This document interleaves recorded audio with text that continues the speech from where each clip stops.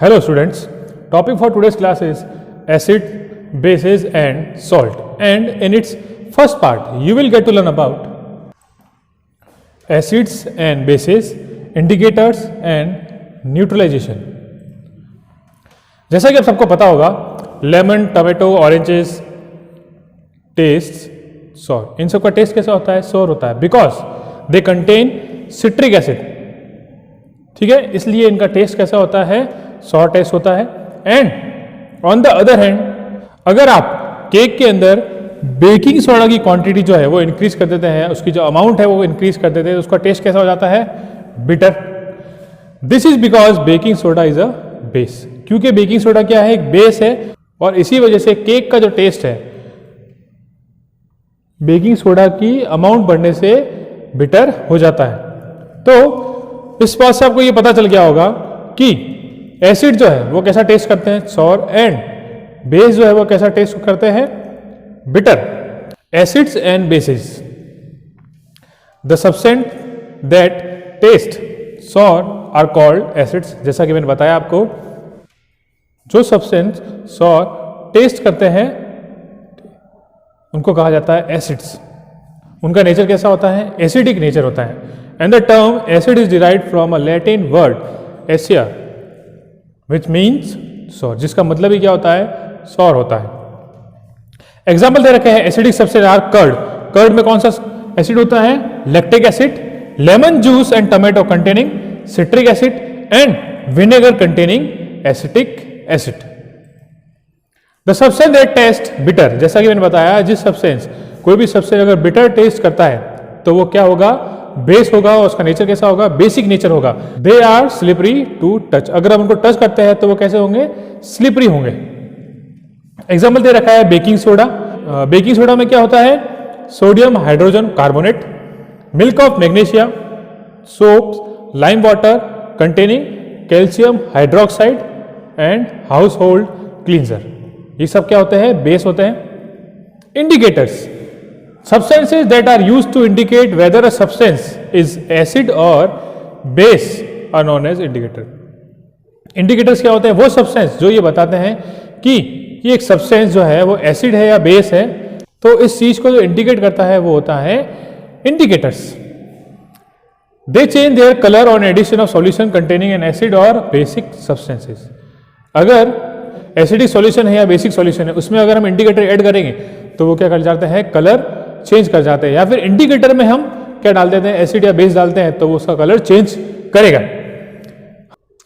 हमने अपनी day to day life में भी बहुत सारे एग्जांपल दे रखे हैं. जैसे एग्जांपल दे रखा है, for instance while washing clothes if a shirt having a spot of curry turns to reddish brown when comes in contact with detergent soaps but soon disappear when wash thoroughly.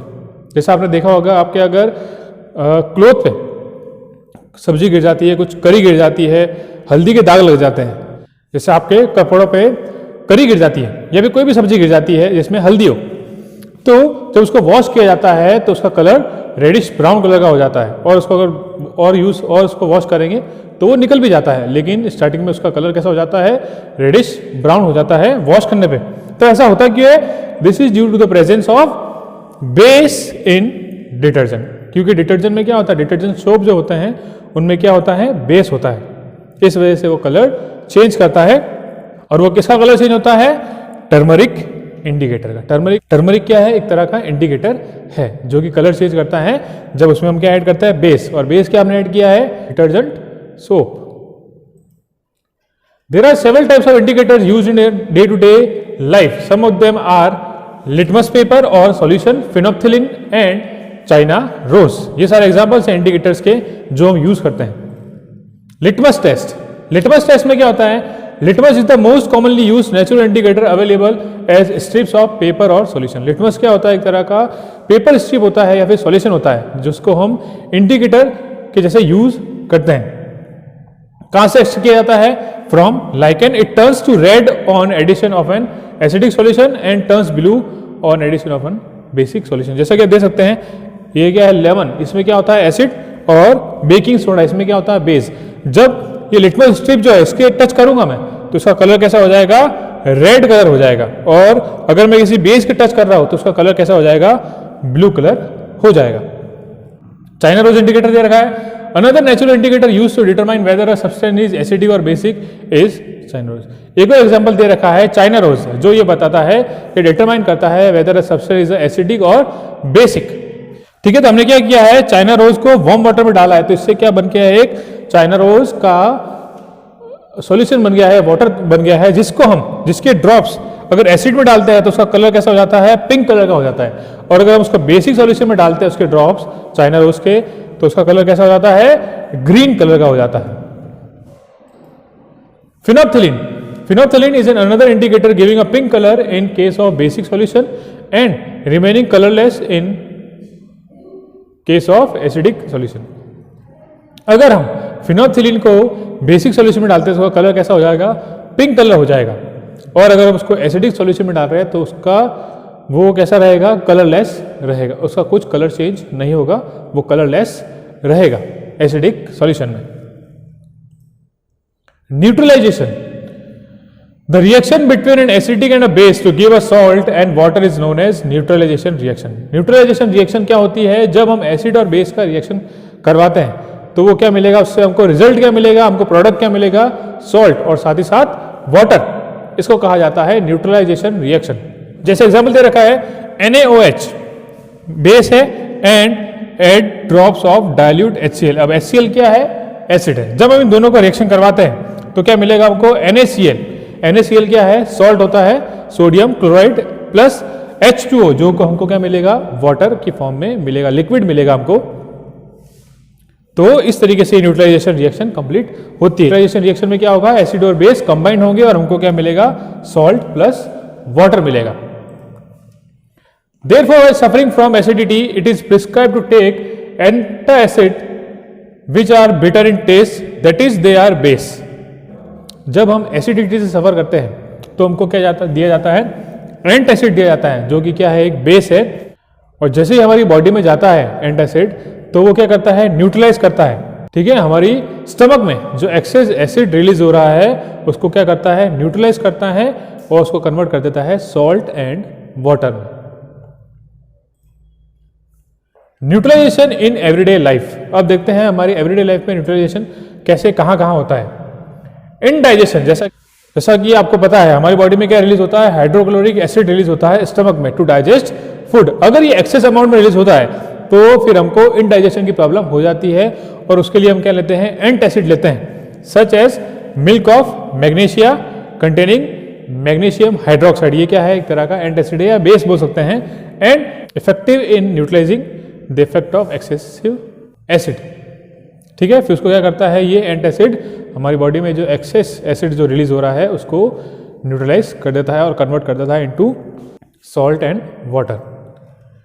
एंटबाइट जब करती है, जब क्या होता है, इंजेक्ट फॉर्मिक एसिड। तो हमारी body में क्या इंजेक्ट करती है, फॉर्मिक एसिड इंजेक्ट करती है, जो कि उसके स्टिंग में प्रेजेंट, जो उसका डंक होता है उसमें वो प्रेजेंट होता है। और वो कहाँ जाता है, हमारी जैसे ही वो बॉडी में बाइट करता है, जैसे ही वो बाइट करेगा तो वो उसकी स्टिंग से हमारी बॉडी में चला जाएगा फॉर्मिक एसिड। तो वो क्या निकल रही है, acid. The effect of the formic acid injected into our body can be nullified by rubbing moist baking soda. और अगर हमको इस एसिड को न्यूट्रलाइज करना है तो हम क्या करेंगे, मॉइस्ट बेकिंग सोडा लेना है, उसको लेकर रब करना है, जो कि क्या होता है, सोडियम हाइड्रोजन कार्बोनेट, ये मैंने बताया आपको भी। और calamine solution containing zinc carbonate, या फिर आप कैलामाइन सॉल्यूशन भी ले सकते हैं जिसमें क्या होता है, जिंक कार्बोनेट होता है, जो कि एसिड को न्यूट्रलाइज करता है। Soil treatment, neutralisation process soil treatment में कैसे हेल्प करता है। जैसे हम केमिकल फर्टिलाइजर का यूज करते हैं, अगर हम केमिकल फर्टिलाइजर्स का ज़्यादा यूज करते हैं तो उनमें जो प्रेजेंट होते हैं एसिड्स, वो क्या करते हैं, एसिडिटी को इंक्रीज कर देते हैं, जिसकी वजह से प्लांट जो है प्रॉपरली ग्रो नहीं कर पाते। यहाँ तक कि अगर बेस भी ज़्यादा बढ़ जाता है सॉइल में तो उसकी वजह से प्लांट ग्रो नहीं करेगा। सॉइल में इंक्रीज हो रही एसिडिटी को हम कम कैसे करेंगे, using a base like quick lime, जिसको कहा जाता है कैल्शियम ऑक्साइड, और स्लैग्ड लाइम, जिसको कहा जाता है कैल्शियम हाइड्रोक्साइड। अगर सॉइल में बेस की अमाउंट जो है वो अगर ज्यादा है तो उसको न्यूट्रलाइज कैसे करेंगे, हम एसिड यूज करके, और उसके लिए हम क्या यूज करेंगे, ऑर्गेनिक मैटर यूज करेंगे। ऑर्गेनिक मैटर क्या करेंगे, that releases acids and thereby neutralise the basic nature of the soil. वो क्या करेंगे, एसिड रिलीज करेंगे ऑर्गेनिक मैटर और उससे क्या हो जाएगा, बेस न्यूट्रलाइज हो जाएगा। फैक्ट्री वेस्ट, अब जो वेस्ट जो निकलता है फैक्ट्री से वो क्या होता है, हाईली एसिडिक होता है and can cause problem to marine ecosystem. Marine जो इकोसिस्टम होता है वहाँ ये प्रॉब्लम कॉज करता है, क्योंकि सारा जो एसिड निकलता है वो सारा पानी के थ्रू कहाँ जाता है, रिवर, सीज, ओशन, इनमें जाता है। तो मैराइन लाइफ जो है वो डिस्टर्ब होती है। और अब ये जो एसिड है या फिर जो वेस्ट है जिसमें एसिड्स हैं, अब वो जाएगा वाटर बॉडीज़ में, तो फिश है या फिर जितने भी लिविंग ऑर्गेनिजम्स है वाटर में या फिर उनके आसपास, वो क्या कर जाएंगे, वो सारे मर जाएंगे। तो इस एसिड को कम करने के लिए या फिर इस एसिड को न्यूट्रलाइज करने के लिए हमको क्या ऐड करना पड़ेगा, बेस ऐड करना पड़ेगा टू न्यूट्रलाइज बेसिक सब्सटेंसेस।